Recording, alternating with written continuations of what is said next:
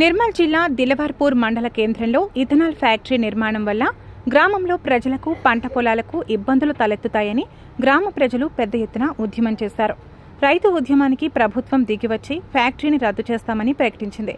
కానీ ఈ ఉద్యమంలో అనేక మంది మహిళలు, రైతులు, గ్రామ ప్రజలపై పోలీసులు కేసులు నమోదు చేశారు.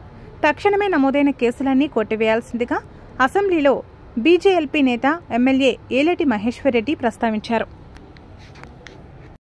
నిర్మల్లో ఎథనాల్ ఫ్యాక్టరీ ఒకటి గత ప్రభుత్వంలో మంజూరై అది ఇండస్ట్రియల్ ఏరియాలో కాకుండా పచ్చని పంట పొలాల్లో అది పర్మిషన్స్ ఇస్తే అక్కడ గ్రామస్తులు మండలంలో చాలా పెద్ద ఎత్తున ఉద్యమం చేసి మాకు ఎథనాల్ ఫ్యాక్టరీ ఈ ప్రాంతంలో వద్దు, పొల్యూషన్ అని చెప్పి వారు పెద్ద ఎత్తున మరి దాని మీద ఎజిటేషన్ చేయడంతో అప్పుడు ఈ రాష్ట్ర ప్రభుత్వం ముఖ్యంగా అక్కడ ఉన్నటువంటి లోకల్ పోలీస్ ఆఫీసర్స్, అక్కడ ఉన్నటువంటి ఉద్యమకారుల మీద, ముఖ్యంగా మహిళల మీద కేసులు పెట్టారు అధ్యక్ష.